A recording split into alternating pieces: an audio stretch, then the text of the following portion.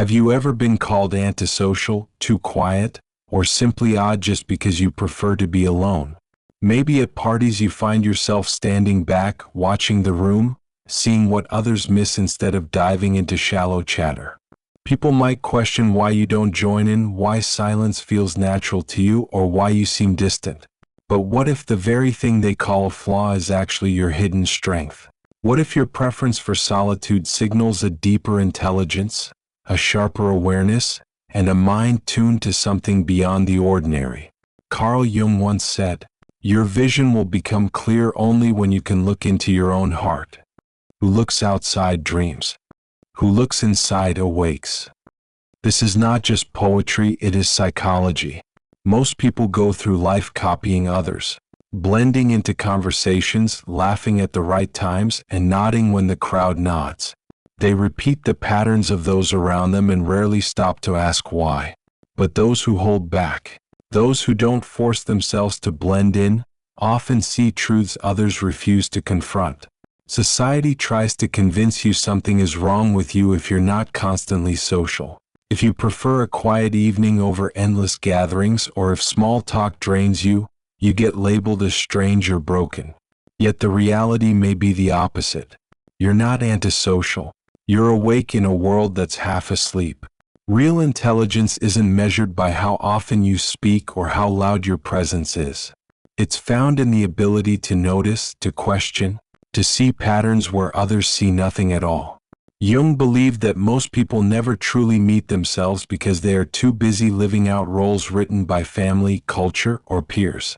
To find your real self, you must risk being misunderstood, step away from the herd, and face the silence.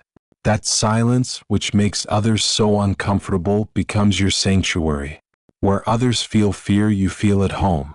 Think of the inventors, the artists, the philosophers who reshaped the world.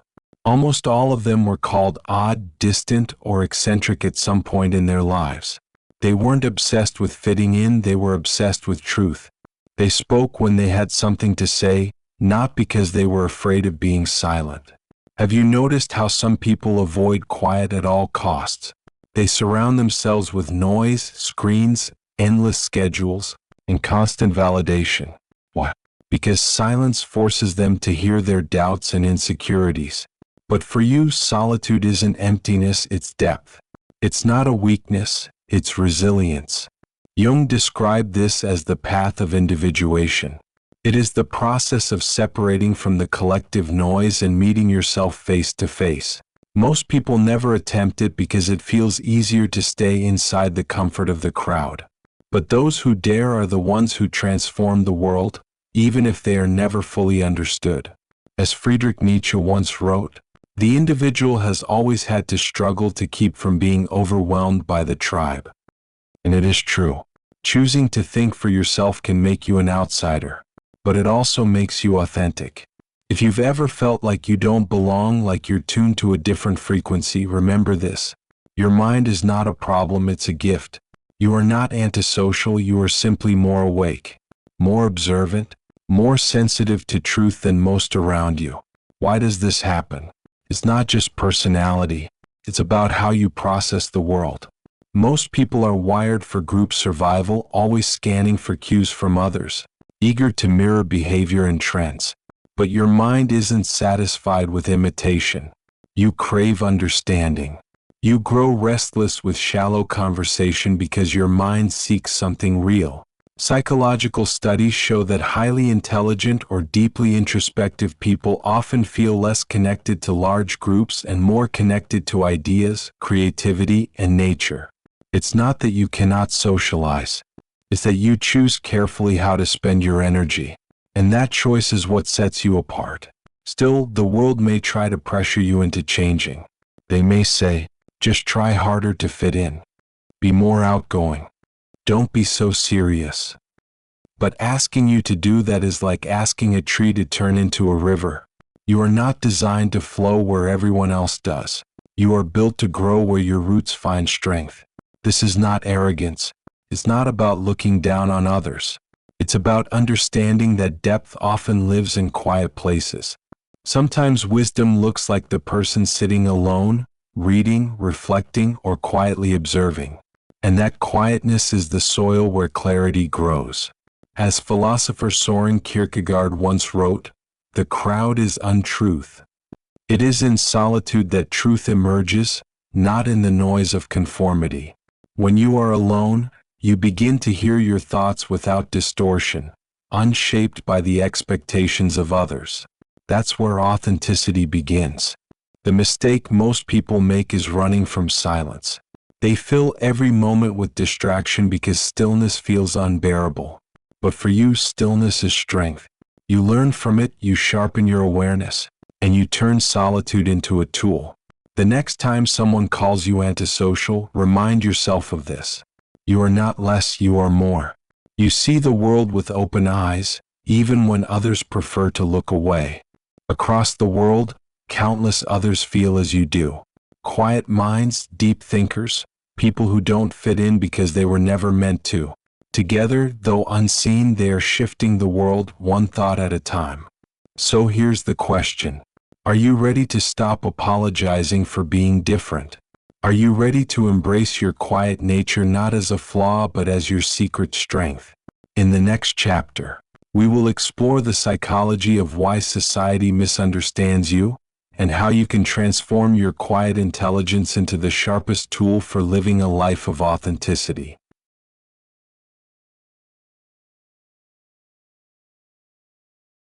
Most people live on autopilot. They wake up, follow routines, do what is expected, and rarely stop to ask if any of it is truly their choice. This is where you already stand apart. You step back, you question, you notice when something feels off. Jung called this the first step of individuation, the lifelong journey of becoming your authentic self instead of a replica of everyone else. But here's the hard truth. Becoming your true self is never easy. The world loves comfort zones. People cling to them because fitting in feels safe. Likes, trends, group approval, these are the currencies of the crowd. But when you step outside of that circle, you're choosing risk over comfort, authenticity over applause. Carl Jung wrote, "The privilege of a lifetime is to become who you truly are." It sounds inspiring, but in practice it demands courage. To live authentically, you must face the parts of yourself and the truths about the world that others refuse to see. It requires honesty with your own doubts, fears, and hidden desires. This is the difference between simply existing and truly living. Think about your so-called antisocial habits. They are not barriers, they are gateways. When you are not busy filling every silence with words or forcing yourself to join meaningless chatter, you create space to observe. You notice details.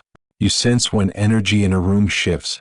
You pick up on who is pretending, who is insecure, who is at peace. These subtle observations are not just quirks. They are intelligence in action. Jung described this as seeing with your own eyes. It means refusing to rely only on the vision of the crowd. It means trusting what you perceive, even when others dismiss it.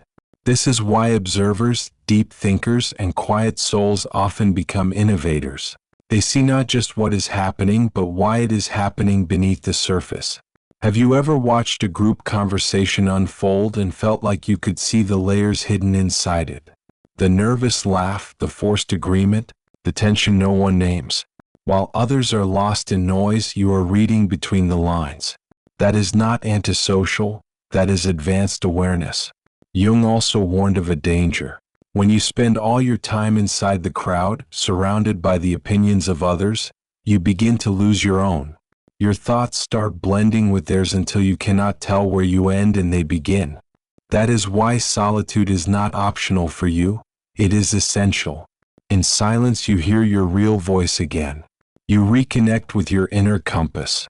And in doing so, you become someone who leads instead of merely following. Of course, this path comes with challenges. There will be moments when you feel lonely, when you wonder why others seem so comfortable inside the crowd. But remember, most of them are simply better at pretending. They have learned to wear masks, to hide confusion, to bury doubts under performance. Deep down, many of them are just as lost, only unwilling to admit it. This is where your difference becomes a tool. Instead of seeing your distance from the crowd as a wall, see it as a window.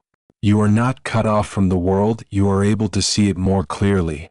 That clarity makes you a sharper thinker, a better listener, and if you choose, a more compassionate friend. Let's explore some ways to use this so-called antisocial nature as an advantage. First, trust your instincts. If something feels wrong, it often is. Your brain picks up on subtle cues others overlook. Jung believed intuition is unconscious intelligence, the hidden wisdom that protects and guides you. When you sense something is off, don't ignore it. Second, value your solitude. Most people avoid being alone because it forces them to face themselves. But for you, silence is fertile ground. It is where ideas form, where creativity takes shape, where strength is renewed. Leaders, writers, and visionaries throughout history have drawn their power from solitude. Third, ask deeper questions. While others keep conversations light, you search for meaning. Why do people act the way they do? What lies beneath their words? What truths are hidden behind appearances? Jung taught that good questions lead to self-discovery, and self-discovery leads to growth. Fourth, observe before reacting. In a culture obsessed with quick opinions, you have the rare ability to wait and watch. You notice who is secure, who is uneasy, who is authentic, and who is not. That patience is not passivity, it is wisdom in motion. Fifth, set boundaries without guilt. Protecting your time and energy is not selfish, it is necessary. Jung encouraged individuals to honor their boundaries even when others failed to understand. By saying no to what drains you, you say yes to what nourishes you. Sixth, seek real connection instead of quantity. You don't need 100 acquaintances. You need a few who understand your depth, who value honesty over performance, who meet you where you are. One genuine bond outweighs dozens of shallow ties. Seventh, use your insight to help others. Your ability to see beyond appearances can be a gift. When you notice someone struggling, you can listen in ways others cannot. When you sense a hidden problem, you can guide others toward solutions they would never find alone. Jung believed those who know themselves deeply are best equipped to help others, because they see beyond the surface. Does this mean you will never feel isolated? No. But isolation is not the same as loneliness. True loneliness is believing you are the only one who feels this way. And the truth is, you are not alone. Across the globe there are millions of quiet minds, thinkers and observers shaping the world quietly every day. As Arthur Schopenhauer once noted, the more a man has in himself, the less he will need from the outside world. This is the gift of solitude. When you carry depth inside, the noise outside loses its grip on you. So the next time someone tells you to be more outgoing, to join in more, to force yourself into the mold, remember this. Jung would not call you antisocial. He would call you authentic. And in a world full of copies, authenticity is priceless. In the next chapter, we will move from reflection into application.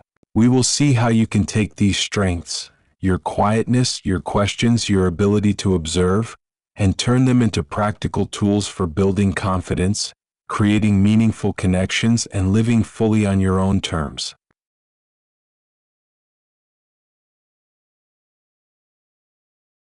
By now you understand that your quiet nature is not a weakness but a source of strength. The question becomes, how do you use it in the real world? How do you turn your reflective mind into confidence, your solitude into creativity, and your observations into meaningful action? The truth is, most people will never fully understand how you see the world. They will not grasp why silence matters to you, why you sometimes need distance, or why shallow conversations leave you restless. And that's okay. The goal is not to be understood by everyone. The goal is to understand yourself so deeply that other people's opinions no longer control you. Jung believed this was the path to genuine freedom. He wrote, "Until you make the unconscious conscious, it will direct your life and you will call it fate." This is why reflection is so powerful for you. By noticing patterns, by naming your inner drives, you begin to live intentionally instead of drifting along. So let's turn awareness into practice. First, build confidence by embracing your difference. Confidence is not about being the loudest in the room. It is about knowing who you are and standing firm in it, even if that makes you the quietest one there. Each time you follow your instincts instead of the crowd, you strengthen real confidence from within. It grows not from applause but from authenticity. Second, communicate on your terms. You don't have to master small talk or fake interest in things that mean nothing to you. Instead, choose quality over quantity. Have conversations that matter with people who matter. Ask real questions. What inspires you lately? What do you care about? What makes you feel alive? Most people long for deeper dialogue but are afraid to start it. You can be the one who opens the door. Third, use your insight for growth. Reflection is not just a way to process experiences, it is a way to learn. Set aside a few minutes each day to ask yourself, what did I notice today? What did I feel? What will I do differently tomorrow? Over time, this simple habit creates resilience, clarity, and wisdom that no crowd can take from you. Fourth, create instead of consume. Many people run from their own emptiness by drowning in distractions, scrolling endlessly, gossiping, chasing noise. You have the rare ability to turn solitude into creation. Write, paint, design, invent, or simply build something that reflects who you are. As Jung said, the creative mind plays with the objects it loves. When you create, you transform silence into expression, and in that process you find wholeness. Fifth, transform solitude into strength. While others run from being alone, you can sit with your thoughts, your doubts, and your dreams. This is not isolation. It is training. It is where your inner world sharpens and your energy renews. Take walks in nature, meditate, or simply sit quietly and listen to music that stirs your soul. These are not luxuries, they are sources of power. 6. Set boundaries with confidence. Not everyone deserves access to your time, your energy, or your inner world. Saying no is not coldness, it is clarity. Every time you say no to something that drains you, you are saying yes to something that sustains you. Protecting your boundaries is what keeps your mind clear and your spirit strong. Seventh, find your tribe. It may take time, but there are people who will understand and value the real you. Seek communities, online or offline, where honesty and depth are welcome. One true connection will always outweigh 100 superficial ones. Let your authenticity act like a magnet for those who are meant to be in your life. Eighth, embrace being misunderstood. At times people will label you distant, odd, or difficult. Let them. Being misunderstood is proof that you are no longer living by their scripts. Every thinker, creator, and leader in history has been misunderstood at first. Do not waste energy proving yourself. Let your quiet confidence and your actions speak for you. Ninth, celebrate your progress. Growth often feels invisible, but every step matters. Every moment you chose authenticity over approval, every time you trusted your instincts, every day you gave space for reflection, you were evolving.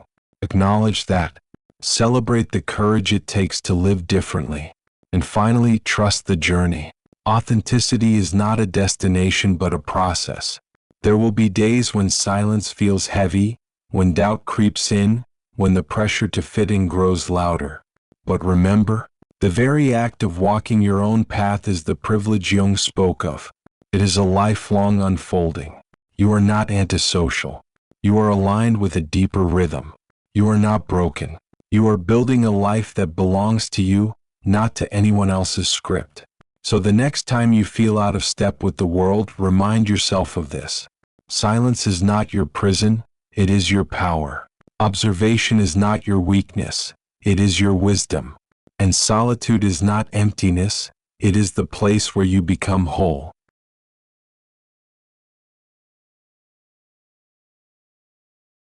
By now you've begun to see your so-called antisocial nature for what it really is, a form of deeper intelligence. But awareness on its own is not enough. The real transformation happens when you use that awareness to design your life, your choices, and your future. Most people never get this far.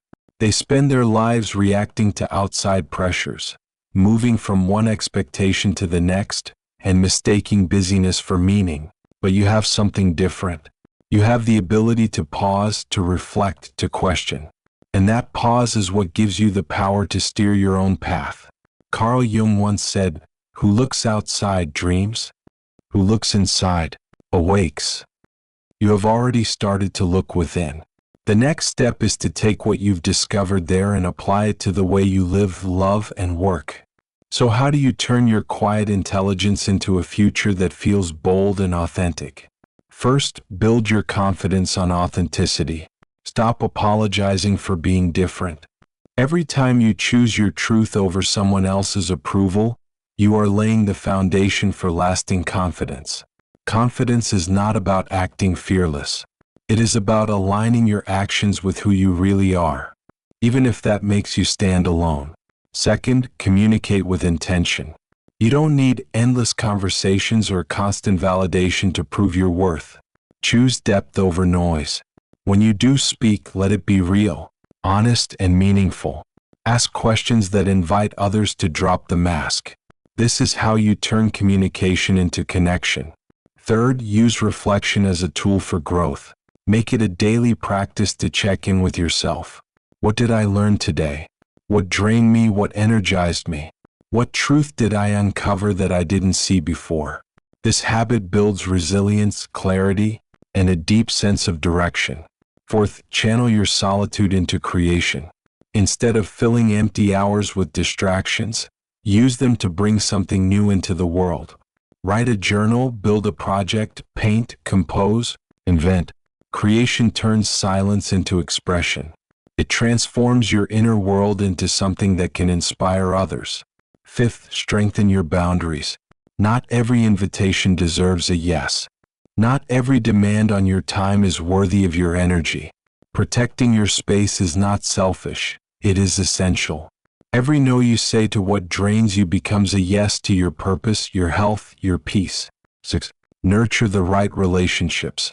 Seek out the rare people who appreciate depth, who value truth over appearances, who understand that silence can be a form of presence. One authentic bond is worth more than 100 shallow ties. Let your uniqueness filter out the people who are not meant to walk beside you. 7th, embrace being misunderstood as a sign of growth. When people call you distant, odd, or too serious, let that remind you you're living beyond their scripts. Jung believed that the most terrifying thing is to accept oneself completely. If you've begun that process, you are already braver than most. 8th, turn solitude into a superpower. Meditate, walk in nature, or simply sit in stillness. Instead of fearing the silence, learn from it. That is where clarity sharpens, where creativity takes root, and where strength renews itself. 9th, set a vision for your future that reflects your inner truth. Do not settle for a life that looks good from the outside but feels empty inside. Use your awareness to design goals that align with your values, not just society's trends. The more your choices match your inner compass, the freer and more fulfilled you will feel. 10th, trust the process of becoming. There is no finish line to authenticity.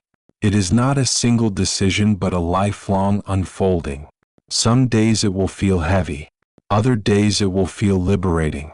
But every step you take in alignment with your true self is progress.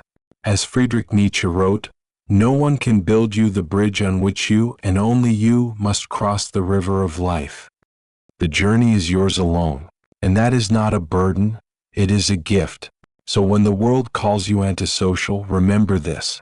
You are not stepping away from life, you are stepping toward truth. You are not rejecting others, you are embracing yourself. And in doing so, you are shaping a future that is powerful, free, and deeply real.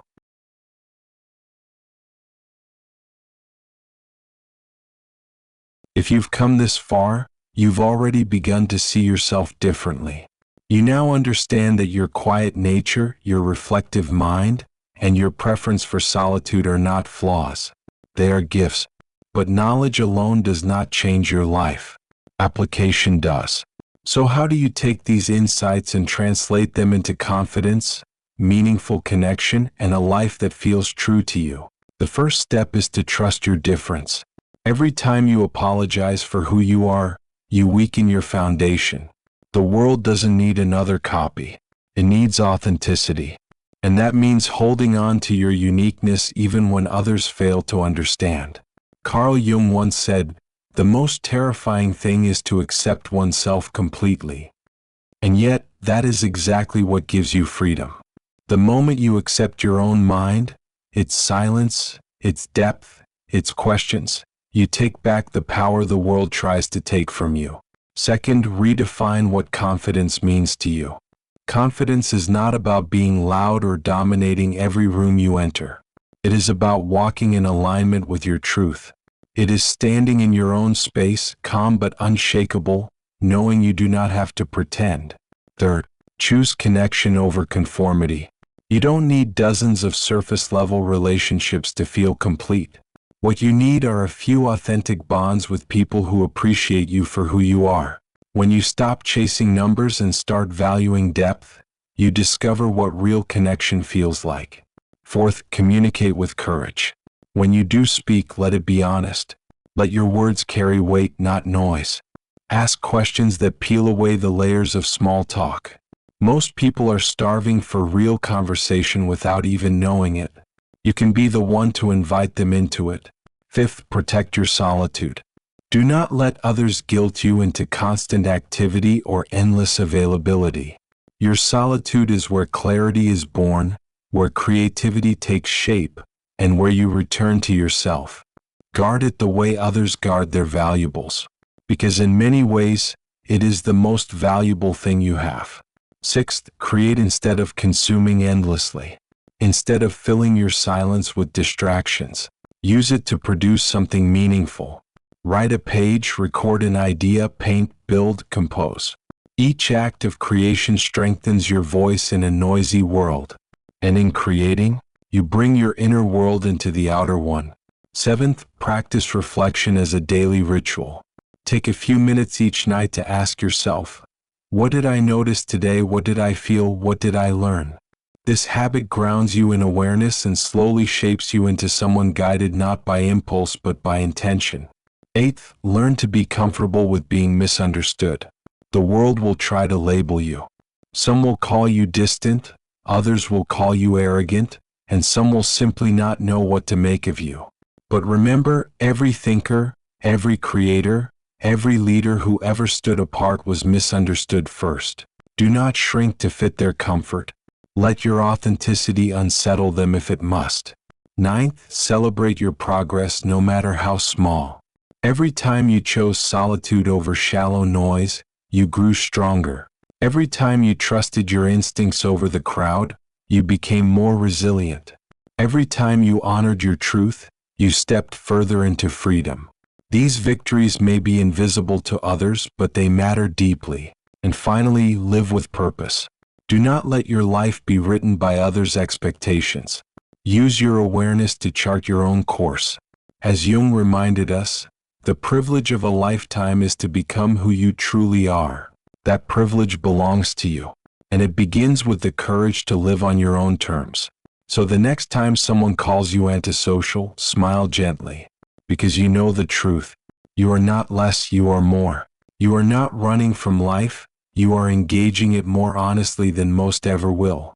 You are awake in a world that prefers to sleep. Your silence is not emptiness, it is strength. Your questions are not problems, they are pathways. Your solitude is not isolation, it is the soil of transformation. This is your reminder. You are not broken, not strange, not out of place. You are exactly who you were meant to be, and that is your power.